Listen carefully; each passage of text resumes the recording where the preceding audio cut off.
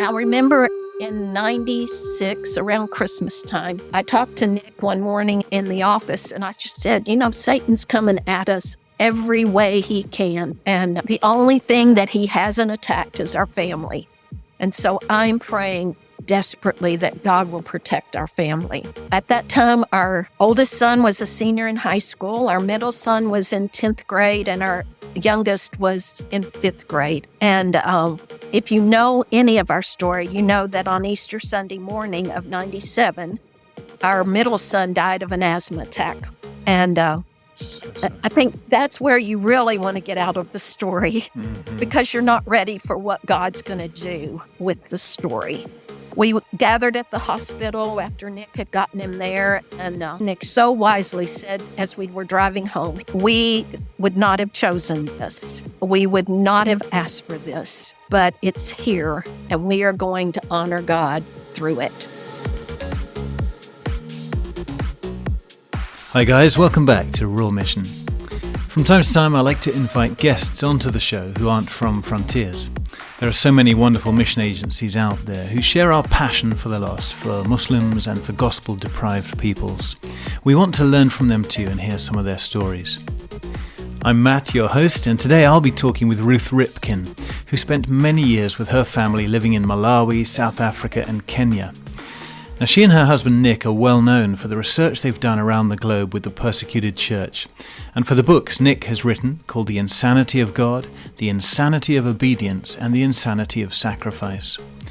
But in this episode, Ruth shares her story of life in Africa, where they experienced much joy and fruitfulness, but also saw and suffered incredible hardships, including the loss of their 16-year-old son. Okay, well, it's a great joy for me to have a guest on the podcast this morning from Kentucky. Is that right, Ruth? Are you in Kentucky these days? That's right. Well, very big welcome to you, Ruth.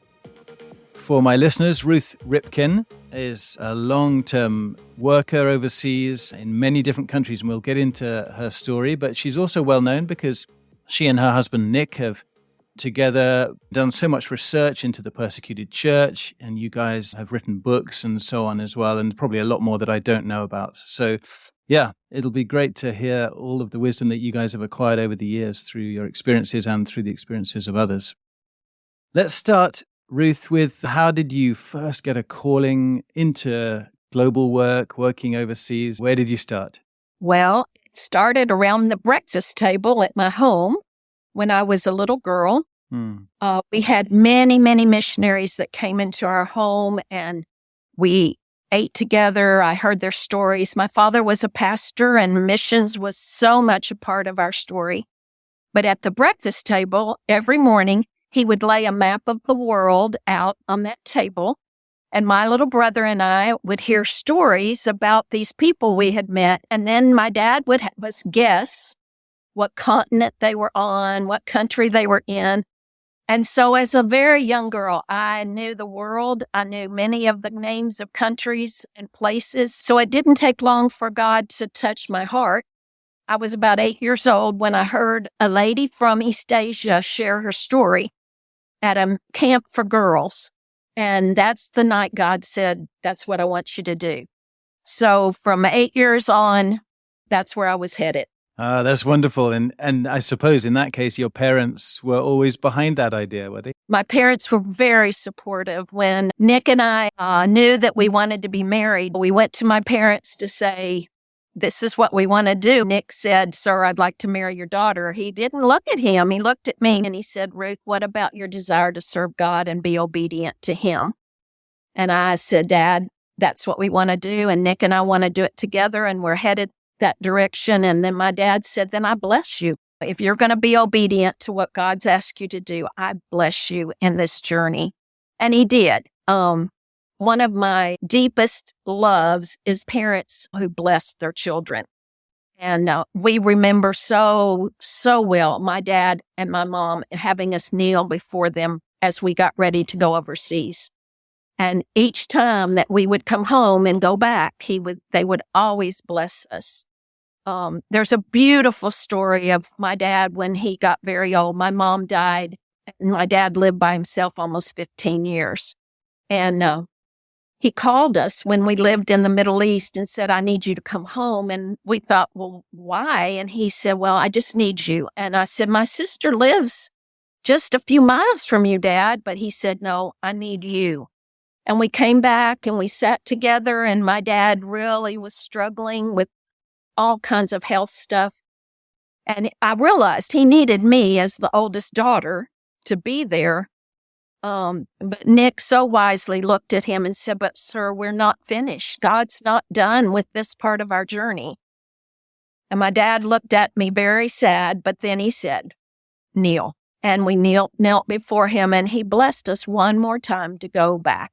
And, Matt, I think that's something that I can jump in right now and say, if you don't have parents who are blessing you to be where you are, find someone who can be that for you, who can stand in the gap and say, I bless you. God's with you and I'm with you, and we're going to pray for you and support you. So, yeah, that led to a lot of my story, but it was so foundational in our journey.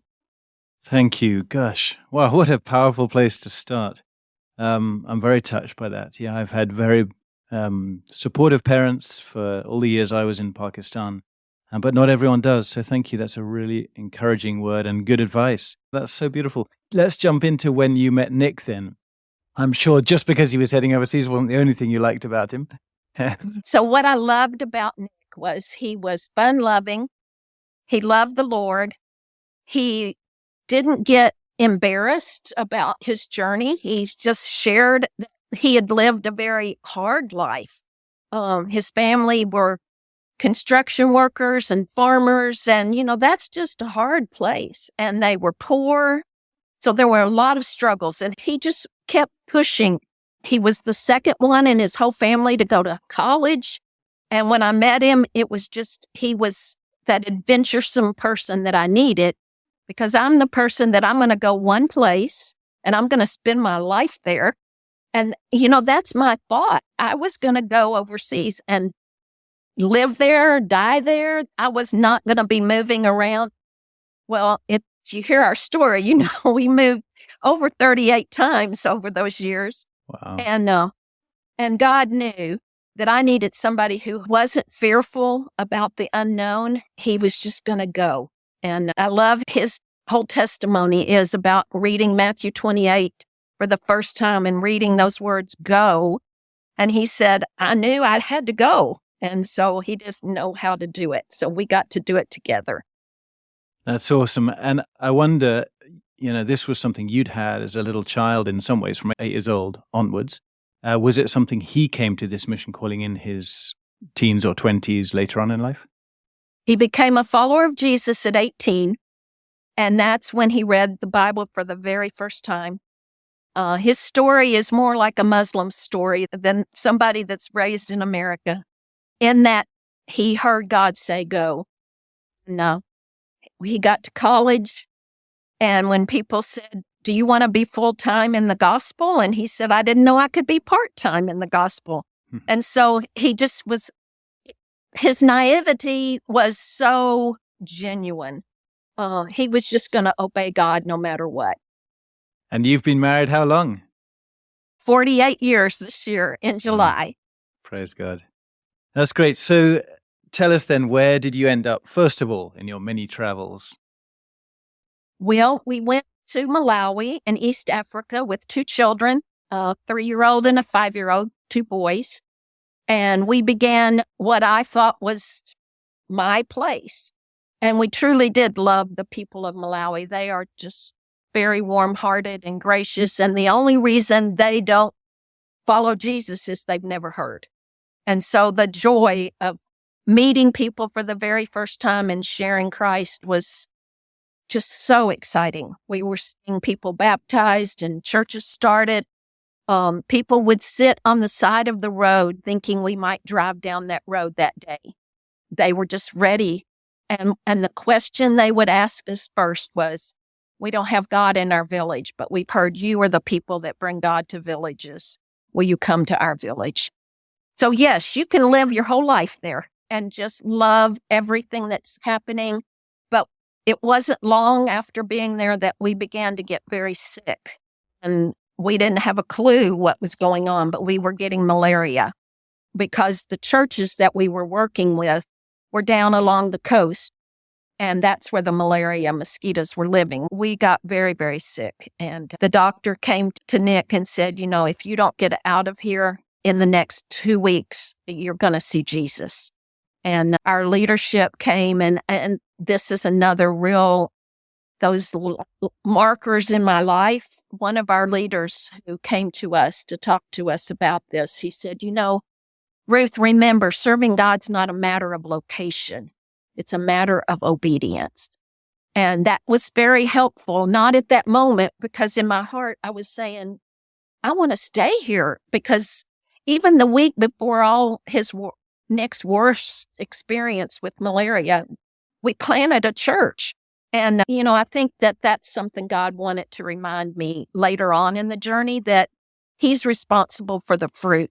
It's not me. Mm. He just needs me to be that pawn on the chessboard to get me where he needs me to be. Were your kids pretty sick with malaria too at this time? And presumably this is, which decade are we talking when modern medicine wasn't even quite as effective as dealing with it? All right. This was in the 80s. We arrived there in January 1st of 84, and they would give us quinine IVs to try to kill out the malaria, which is probably worse than the malaria because it makes your ears ring and you just don't feel good at all.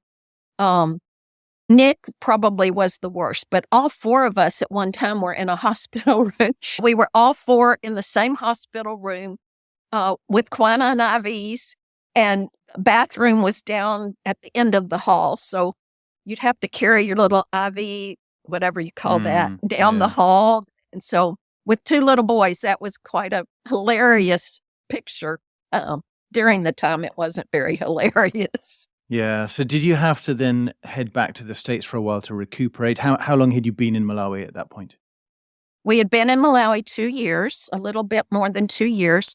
And as they gave us options of what to do, they said, yes, you can go back to the States and we can look at where you want to go after that. Do you get better? And we began to think, doctors in America have no clue about malaria. So let's just stay in Africa. And we chose to go to a Black homeland in South Africa. So we had great medical care there. And it was probably a year before we really began to feel better and to begin to have some extra strength. But we fell in love with another people group at that time. And was there something in the back of your mind that, we might go back to Malawi, or did you realize, no, that's the end of a chapter? We were told that we probably would never be allowed to go back to Malawi. And just to give you a hint of what our journey has been, on our 25th wedding anniversary, 26th, one of those anniversaries, we decided to go back and meet the people who had really mentored us and helped us through language school and everything in Malawi. And Nick got malaria again. Oh, no. And he, there's just something about that mosquito in Malawi does not like us. Yeah. That was a wise decision for our leadership to just say Malawi is out. Okay. So what next? All right. So we're in South Africa during apartheid, living in a Black homeland. And your listeners may not know the story, but during the apartheid years, Blacks could only live in these certain homelands, these certain places. Coloreds had a whole set of places they could live. Blacks had another. You had your Afrikaners and your English speakers. And so all these different people lived in their own areas. You did not cross over.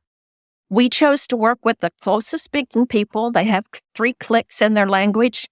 We lived in one of their Black homelands and studied language, moved out into a very, very rural part of this area.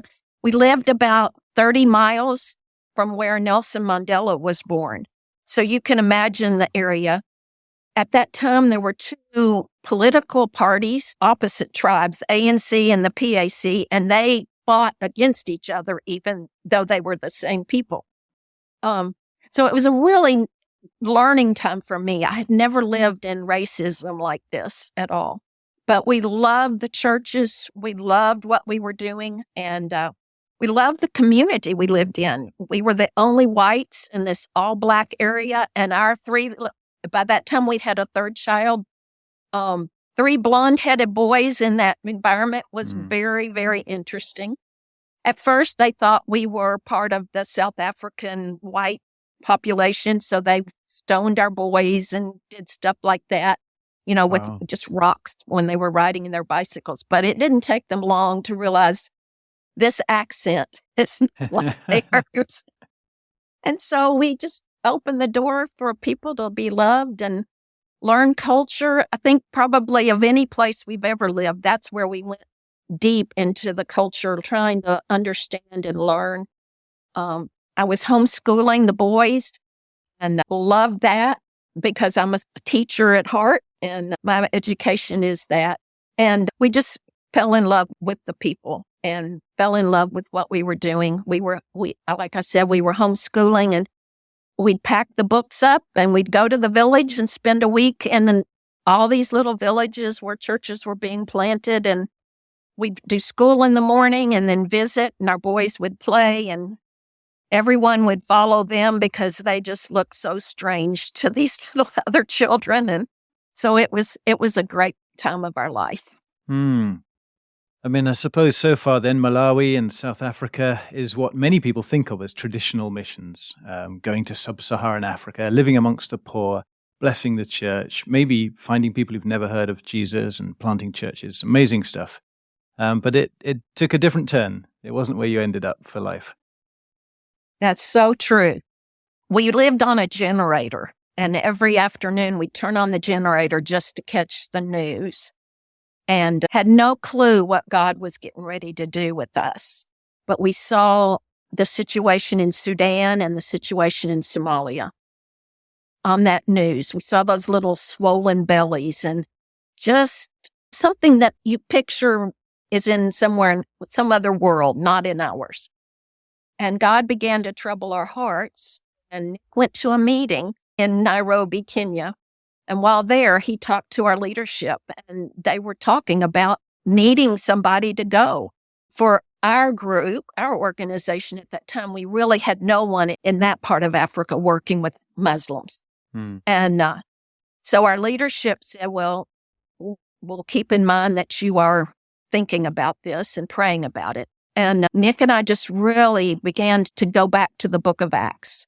And as we read the book of Acts, it just became so clear that God was saying to us, South Africa has had workers for 200 years. Malawi has workers. What about those millions of people on the African continent who have no one? And that was all it took. And our leadership said, well, we'll talk about it and let you know. Well, they called, I think it was the last of July in 91. And they said, are you still serious about doing this? And we said, yes. They said, well, we need you here in 3 weeks. And so we rushed to pack, to sell, trying to decide what do I take and what do I not take and all that. And then our youngest son, he got really, really sick the day we were to pack up. And he was in a hospital for a whole week, and they could not figure out what was going on, but the fever went down. And so we got on a plane and we flew to Kenya and started language school the next morning. The mission that we were going to be part of required us to learn Swahili first before we could even look at going to Somalia, which there's no rhyme or reason for it. You just say, yes, sir. And so we did. We studied Swahili. God used that in our lives to help us learn the culture of Kenya, because we realized we can't take 3 little boys into a war zone, which was what was happening in Somalia. And so it was a good foundation to lay as we prepared to go. So how many years was it in South Africa before the move to Kenya? We were 7 years in South Africa. Okay. Was it quite heart-wrenching to leave that behind? Yes, it really was. I'm a crier, so I can cry at the drop of a hat. But there are days when I really, really grieve and cry. And I think I still grieve because we did leave so fast. We didn't get to say farewell to so many of the people that had invested in us and loved us and cared for us. And that's probably one of my regrets, is that with each of these moves, we haven't kept up as best as we could with people that we leave behind.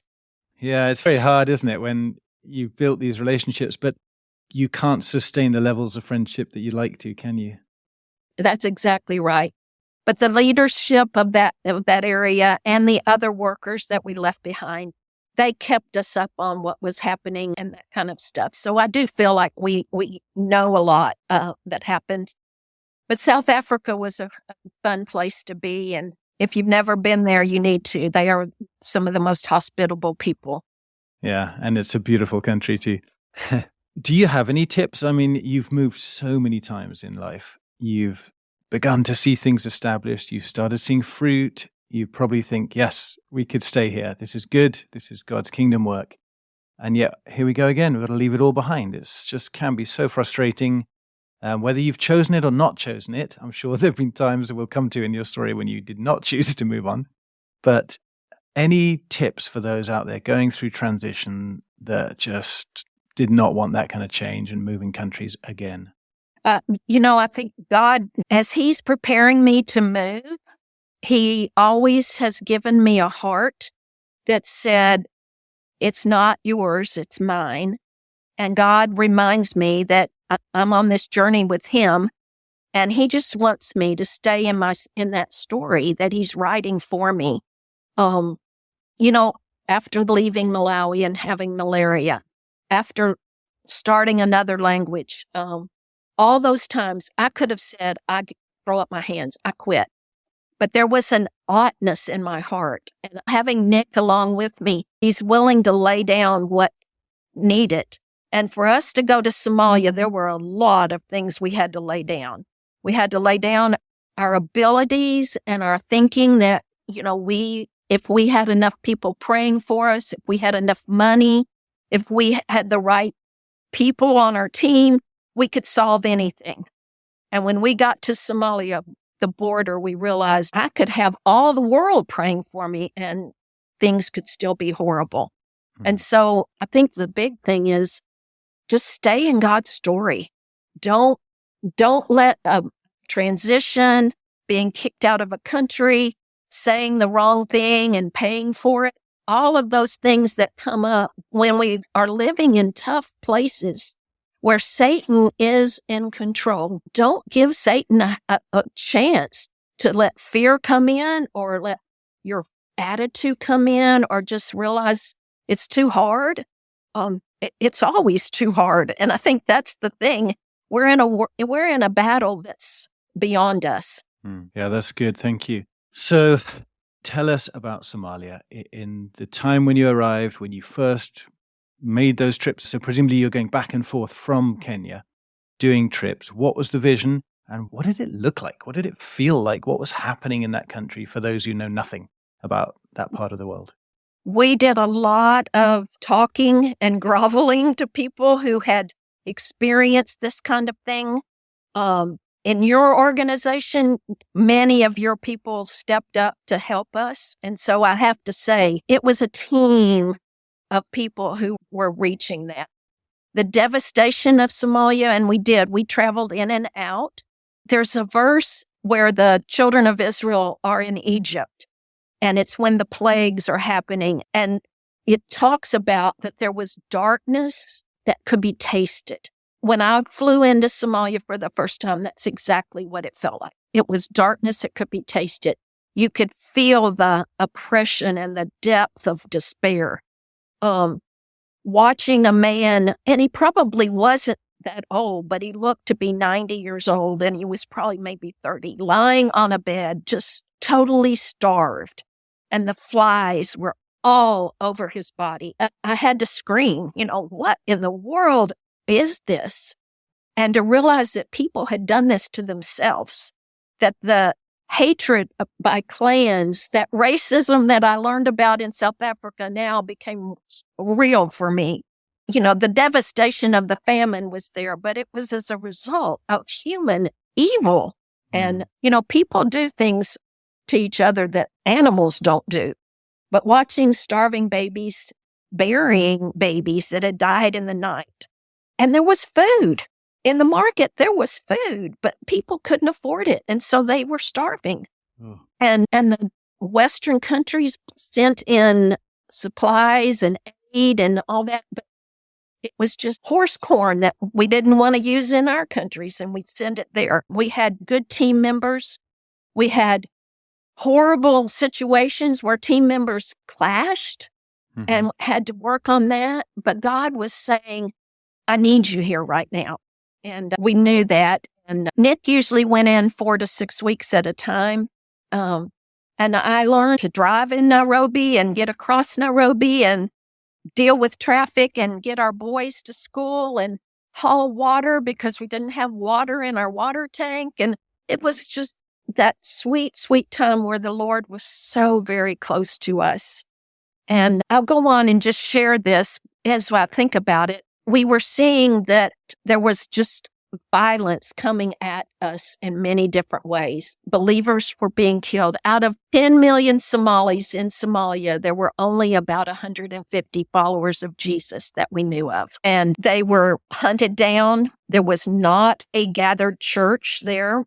It was just individuals and maybe a few that gathered together.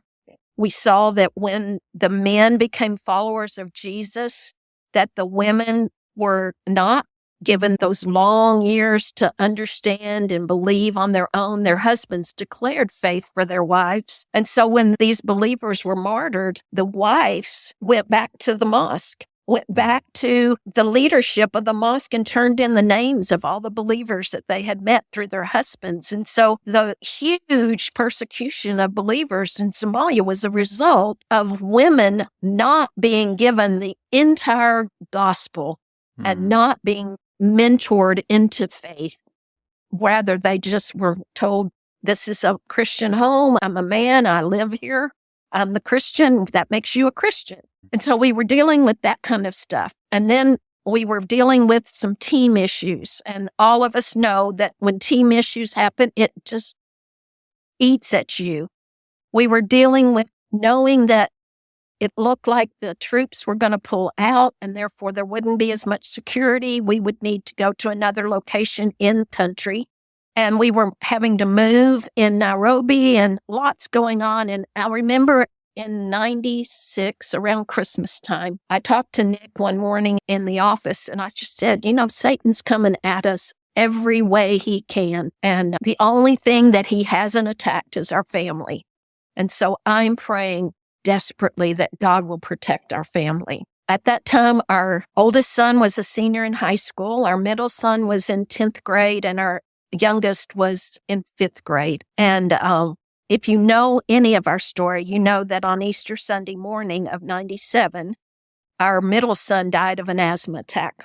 And I think that's where you really want to get out of the story because you're not ready for what God's going to do with the story. We gathered at the hospital after Nick had gotten him there, and Nick so wisely said as we were driving home, we would not have chosen this. We would not have asked for this, but it's here, and we are going to honor God through it. Matt, we had people from every faith system in Nairobi. We had hundreds of workers from all organizations who flooded our home during those days. We had people bring food. In fact, we did not fix one meal during that time from March until we came back to the state after our son graduated from high school. And we didn't fix a meal. People came. Our chief of staff from Somalia, from Mogadishu, walked 5 days from Mogadishu to Nairobi to be with us. And he was not a follower of Jesus at that time. As we stand before churches now, we say, if a Muslim would do that for a Christian, what do we owe Muslims as we share Christ with them, as we live our faith next door to them? We buried our son at the school where he went. because in his mind, he was always going to come to the States, get his degree, and go back and teach at that school. But as we said, we would not have chosen that, but God used it to remind us what it is for the body of Christ, to be the body of Christ. And even though a lot of these people were not followers of Jesus, at our son's funeral, about 30 young people gave their lives to Christ as a result, because our son had lived his faith out in front of all these people. There were people who came to our house and said, your son sat with my daughter at the mall the other day, and she was lonely, she's depressed, and he sat with her and just talked to her and was so kind. She came home so happy. And so there were people that we didn't even know our son was relating to. And, if a person is dealing with grief in a couple, they usually grieve differently. Mm-hmm. And the big thing, we had to give grace to each other. Nick and I grieved so different.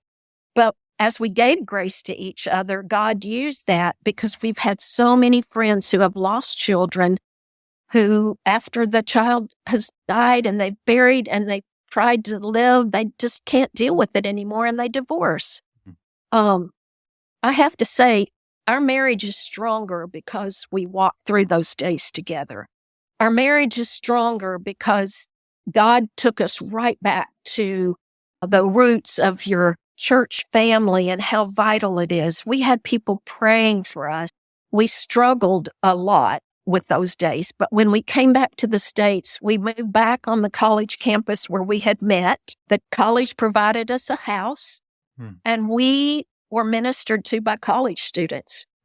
College students put us back together. They checked on us. They loved us. They wanted to hear our story and God's story. We began a missions fellowship at the school.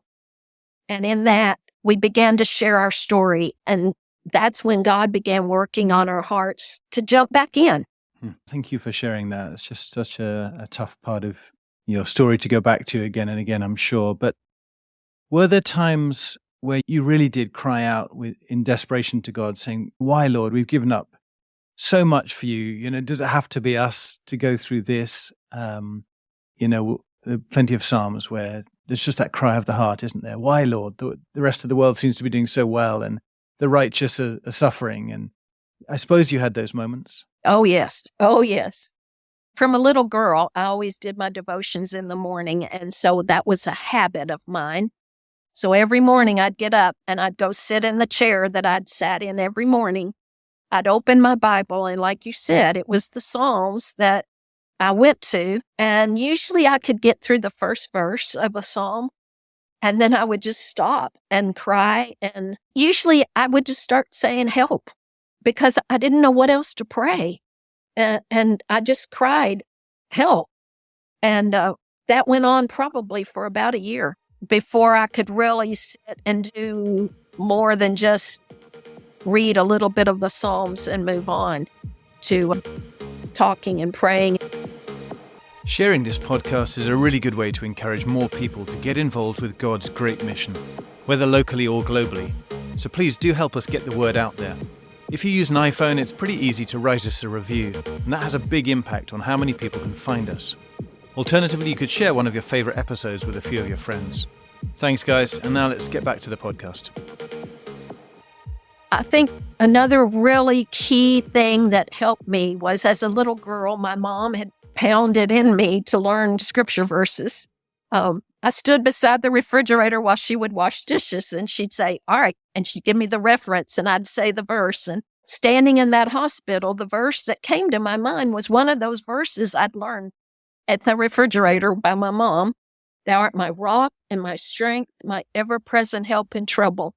And that verse just echoed in my mind over and over. And as I was trying to understand what was going on, I think the thing that kept coming to my mind is, Jesus got on that cross. He obeyed you.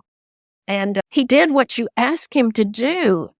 And if you hurt as bad as I'm hurting, how could you stand to leave him on that cross? And I think that was a good way that God used in my heart to say, I know what you're going through.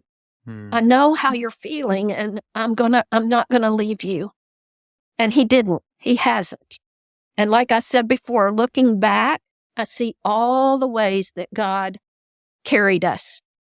And our next part of our story is when God took us to believers in persecution. And each time we met someone to hear their story, we started with our story and shared about our son's death. And that opened the door for them to share their story because they understood that we understood them. We had no clue what we were doing. Once again, Somalia, we had no clue. Now we had no clue. But we knew the urgency. We needed to get to believers in persecution to find those things that would help us as we go as Westerners or people from other cultures to a new culture. What do we do to partner wisely with believers who are living every day when it costs so much? We didn't know in Somalia. We had gone and asked a lot of people for help, but we realized the help had to come from somebody who was living it, those people who were in the midst of persecution. And so we would go, we would tell them why we were there, we'd share a little of our story, and we'd say we've come to learn. We want to be learners. We come with open hands, asking you to teach us. And when we started that way, rather than asking 16 questions, we got their whole story. And we found out, when was the first time you heard about Jesus? When was the first time you got a Bible? What did your neighbors say? What do your parents say? All those things that are so key if we're going to make a difference and partner wisely with them. So the whole idea of this new stage in your ministry was to learn from the persecuted brothers and sisters around the world. Was there any particular focus on Muslims, or at this stage, was it we're going to just research this all over the world to help folks going cross-culturally to understand the consequences, the cost, the challenges of local believers? Yeah. We had we called it our persecution task force, and we divided up the world, realizing that part of the world has had persecution, a reality from government for many years, and they were easier maybe to get to. So that's why we started in the former Soviet Union, all of the stands, those areas. Then we went to China. A lot of these trips, Nick had to go by himself because our youngest was still at home, but he recorded each story and then I typed it up. So I heard the story just as much as if I was sitting in the room. So we did China on that trip, and then we did Indonesia with China. So there we hit the Muslim world. We also then went into the Buddhist world some, and then into Hinduism. And the last stage, we did the Muslim world because we knew we needed to know what all these other areas had taught us before we got there, because we saw some real things lacking in how the Muslims were coming to faith and what they were dealing with in persecution. And we wanted to be geared up before we got there. So we did about 650, 700 interviews in about 72 countries. And people kept saying, well, you can do a lot of these interviews in America, but we wanted to go to where they were actually there, where they had stayed the course, where they were in the midst of the persecution, where it was fresh on their minds. And so we learned so much. And there were just a lot of divine encounters, because we would get to a country thinking we had contacted someone who was going to set up interviews, and got there and they weren't sure they could trust us. So they hadn't done anything. And so you get there and you end up doing interviews right till you get to the airplane, because they got to learn from you first, and then they'll start introducing you to people that would share their stories. And we haven't found anywhere where someone got hurt because we went. We tried to be as wise and take our leads and our cues from them. And so the whole purpose of this, was it to write the book, or was the book a sort of oh, we've got all this stuff, let's turn this into a book? We had no interest in writing a book ever. The whole thing was we were going to do everything by going to mission groups, to schools, to churches, to share what we had learned and do it all orally. Mm-hmm. But then we got to the end, where a lot of those people were safe now, or they weren't in areas where they were persecuted. Their witness had been carried out and people knew they were believers and they had accepted it, that kind of thing. So we knew we could write. We used pseudonyms for everyone. Often we didn't even use locations and that kind of thing. Our desire was to write what became the second book first, because it's the lessons that we've learned from these believers. Insanity of obedience. It's the blood, sweat, and tears that people go through to make Christ known in places of persecution where many of your listeners live. That was the only book we wanted to write. And we did it on our computer for a while, and we found that it raised up so much interest, and so many people were asking so many more questions of what we had learned that we met with a man who became our book agent. Whoever thought of a book agent? But he looked at that he listened to our story one day in a meeting, and he just said, "You're cheating the church. The church needs this. It's not that just people on the field need it. The church needs to know better how to pray for believers and how to pray for workers." So they need it as desperately as everybody else. And then he said, but you have to write your story first, because people will buy your story and then they'll begin to want the other book. So that's kind of the order that it happened. So how did you land on this title, The Insanity of God and the Insanity of Obedience? Well, we struggled with the title for a long time. And finally, we decided to get some people who love us and care for us, and our book agent and several writers came, and we sat around the living room and everybody threw out titles and we threw out verses.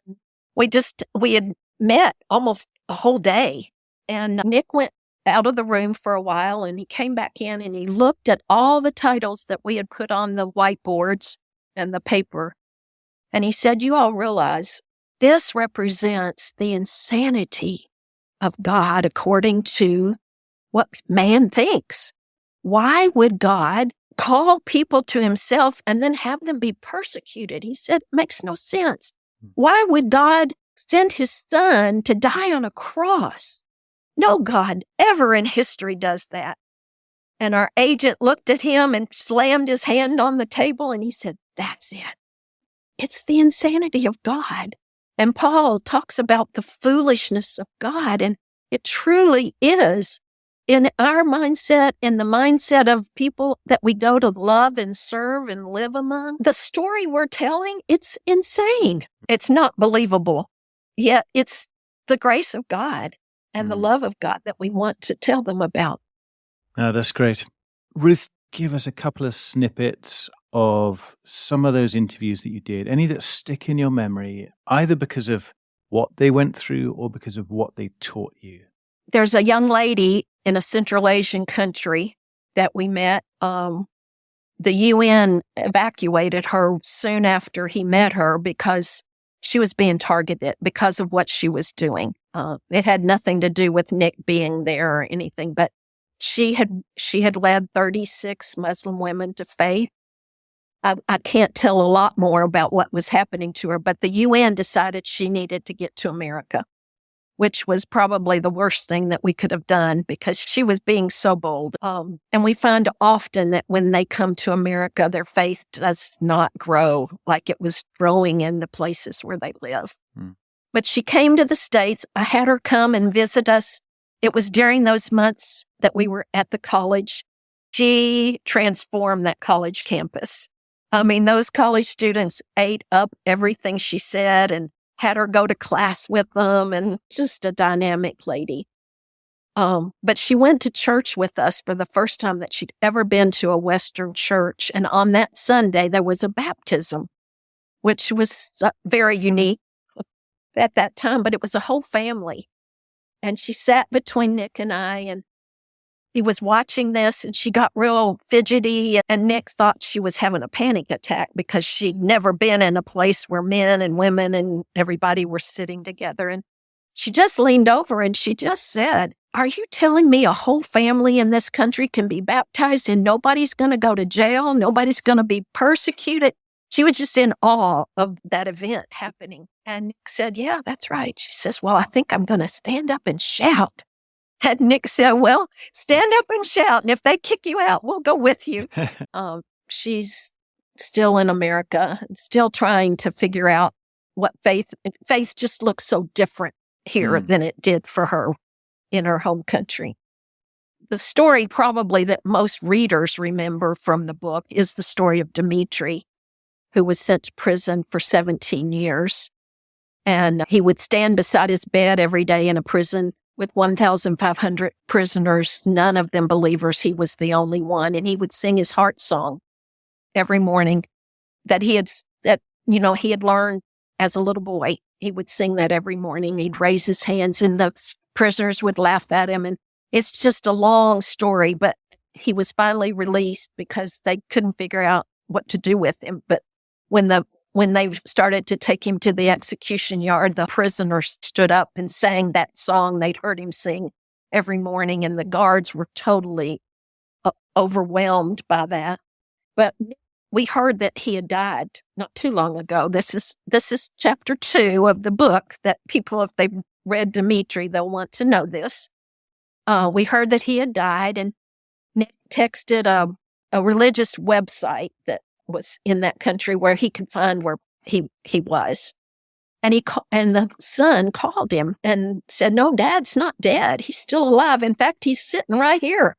And we could hear him talking in the side. And he said, "Dad's so excited every morning. He gets up and he said, the men of the prison told me that my story would end there, that it would never be heard. And now my story's all over the world." And he was just so excited. He's about 80 something now. Wow. So why was he not executed on that day after all the other prisoners were singing? The guards were so overwhelmed with what they had seen the prison do. They let him go. And wow. So, yeah, just neat stories. But the son, at the end of the call, after he said, "No, Dad is still alive. He hurts a lot from all the beatings and stuff." But he said, "But I have to tell you one more thing before you hang up." He said, "I'm now the chaplain of the prison that held my dad for 17 years. Wow. It gives me goosebumps every time I think about it. And that's what, living through the persecution and getting to the other side, we do see victory. And so that's one of the big things we teach in churches is what can we learn from believers in persecution that will lead to that DNA of the resurrection. Yeah, tell us more about that, because there must be stories where they don't end up so joyfully. Believers sometimes are persecuted and it ends in death. Sometimes the church is snuffed out. It's not always that the blood of the martyrs is the seed of the church, at least in our small window of understanding. Yeah. That's right. Yeah. And we always remind people that the blood of the martyr is the seed of the church, where the church is strong and where the believers are strong. And there's a great number of them. But for many of us, we work in that pre-Pentecost era where the believers are scattered. They're alone. They're afraid. They don't even trust one another. And I think that's where we can really, really pray that God will gather the believers together, because it's biblical. We will not grow strong if we're out there and we're the only one. And yes, you're right. And I don't ever want to let people believe that everything's going to be rosy and beautiful. And we've got too many of our friends who have been martyred for their faith. But we have to remember that this is a long journey and eternity is forever. And the picture that I have of what a martyr is, martyr's life being snuffed out will not be the picture that I'll have through eternity. And I've sat with too many women, especially workers, who've dealt with just the loss of a spouse on the field, loss of children, loss of jobs. And, loss of friendships.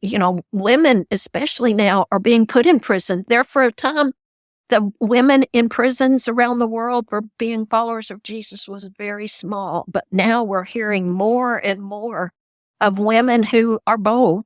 I'm thinking of a sister in a country that I love very much that's been in prison now since late last year. She had her baby while she was in prison, and she stayed faithful. I have another friend, she denied her faith, and now she's dealing with all of that guilt that comes from denying her faith. I have a friend in a Middle Eastern country who never would say yes to Jesus because she says, I just can't do it. I love Jesus. I believe in him, but I just can't make it public. And so, yeah, there are those things that I guess God will make them clear one day. Yeah. And you're right to draw our attention to the end of the story, which is so far beyond this world, because otherwise so much of what we do doesn't make sense. As Paul said, if it weren't for the resurrection, we're the most stupid of all people and to be pitied above all people. But with eternity in mind, then it's worth it, isn't it? And I suppose, that's where we get to, isn't it? Why is this worth it? Is he worth it? Well, if eternity's real and if Christ was raised from the dead, then yes. And I think one thing we have to keep in mind is there is no resurrection if there wasn't a crucifixion. And so in our lives, that crucifixion may not look the same, but it's there and the resurrection's coming. Yes, and we want the power of the resurrection, but in the same verse it says the fellowship of his sufferings. And so we've got to be ready for that as well. To take both. Ruth, before we finish, just one thing that has been on my mind to ask you. You yourself have, in some ways, had seasons of your life where Nick has been off and about, traveling, doing all the interesting stuff around the world, doing all these interviews. And whether you were stuck with young kids at some point, in Kenya while he's in and out of Somalia, and you've had weeks and weeks at a time with him not there, how have you dealt with that kind of loneliness, perhaps, or frustration at times? And how do you counsel women, like you say, that you've sat with, chatted with, whose husbands are off in jail and everyone's praying for their husbands, but they might be feeling very forgotten and very abandoned and not so supported as the husbands who are facing the immediate and obvious persecution? Yeah, and I think there's just so many things running through my mind right now. One of the things that I learned to do was, as I dropped him at the airport or I sent him to the airport, I would take time to just pray right there and stop long enough to say, all right, Lord, I don't know what these days are going to hold. I don't know if he'll ever come back, but will you prepare my heart, prepare me for what will come? And that was kind of that encouraging time where I realized I couldn't do it on my own, and so I needed God's help. So I did that. I always kept in mind what I would do first if I found out he wasn't coming home, who I would call. That would be my first thing. So I think that's something. The other thing I learned to do was with the children, when they were at home, we would plan what we would do when Dad left. And the first thing we did on the night before he left, we had a meal together. And we would, pray for Dad as he left. And then the whole time he was gone, we planned a party. We were planning a party for when Dad got back. And that kept everybody excited, and the plans would change, and each child would figure out what their role was going to be in the party. And so that kept us busy. And I think if I had sat around and just been moaning about him being gone all the time, it would have been miserable. But there were a lot of things to be involved in. And to get out my front door and to go and to do was what I had to do. Making sure my quiet time, I kept it up. That was a vital part of my life. And being engaged in what was happening where I was, because I knew Nick was engaged where he was. And I have to mention that during these years, until we started doing the interviews, we didn't have cell phones. We didn't have email. It was long before all of that was happening. And so we often wonder, how would our lives have been different if we'd had cell phones? But who knows?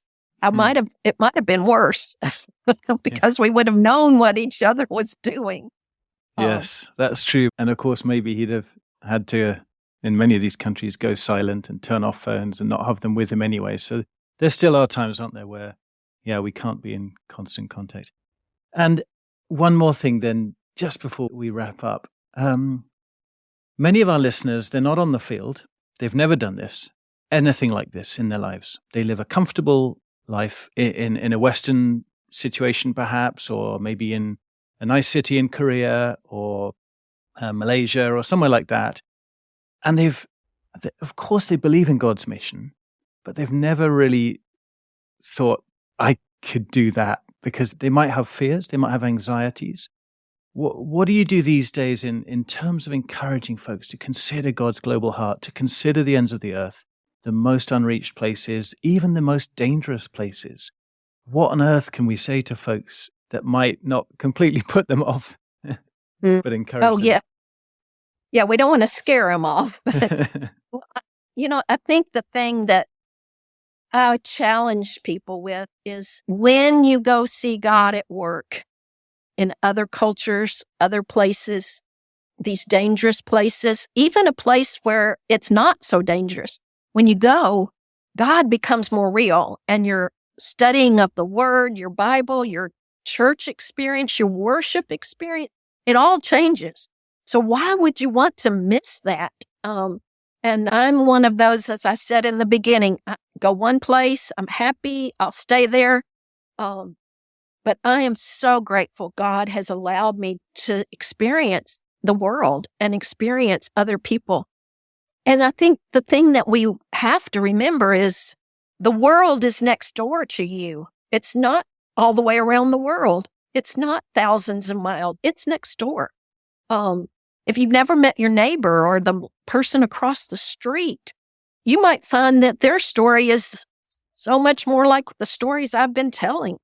And so if you'll do it here or wherever you're living, you'll do it anywhere. So go meet your neighbor, and they're waiting on you. So find out what their story is, see where your story and God's story intersects, and you'll be able to figure out that God's got great things in store for you, even next door to you.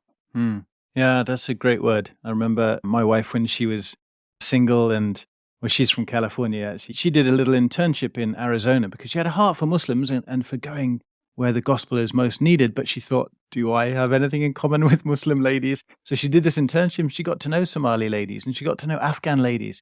And she realized, people are people, whatever culture they're from. And these guys, I can connect with them and I can share with them about God's love. And it's not as hard as we might think.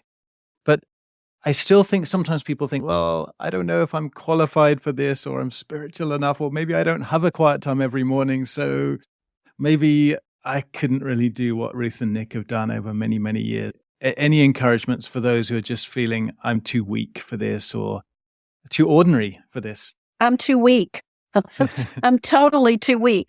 And I was talking to someone last night, and they were saying, oh, but you can do that. And I said, no, I didn't do any of this. It was God. And God was the one who carried me and did this. And I was just living my life and trying to be obedient. And like I said before, it's not about location. It's about obedience. Are you being obedient to what God needs you to do right now? And if you're leaning on that crutch to say, I'm too weak, remember what he did with Moses. He may send you all over the world just because Moses said, I can't talk.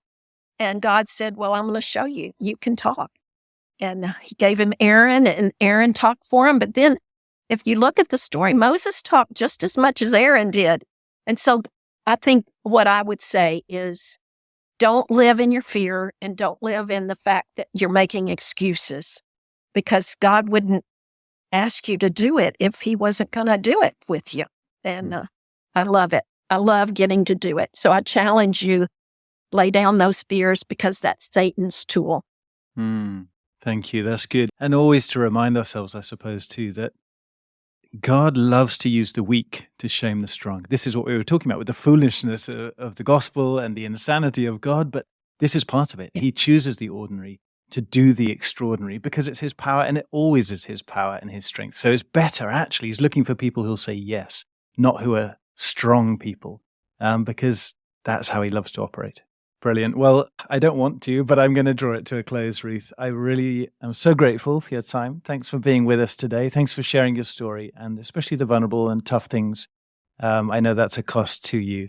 But yeah, we bless you, and we pray the Lord will continue to use you in many, many ways with the church around the world, with the church in your home country and town, and so on, with students. And we're praying for a new generation of young and old folks willing to go to the ends of the earth, because there's still a big job to be done, isn't there, out there, let alone in post-Christian Europe and America. But we're talking about places, a third of the world that's never had the gospel, or at least has no access to the gospel these days. So, yeah, bless you in all that you're doing. And thank you so much again for being with us. Blessings to you and each of your listeners. Great. Thanks, Ruth. Bye-bye. Bye-bye. Thanks so much for joining us today, guys. For more, check out our website, frontiers.org.uk, our social media platforms @FrontiersUK, or you can email me personally, matt@frontiers.org.uk. Here's a great quote to end with from the Chinese preacher and martyr Watchman Nee. To keep our hand on the plough while wiping away our tears, that is Christianity. Have a great weekend. Hope to see you next time.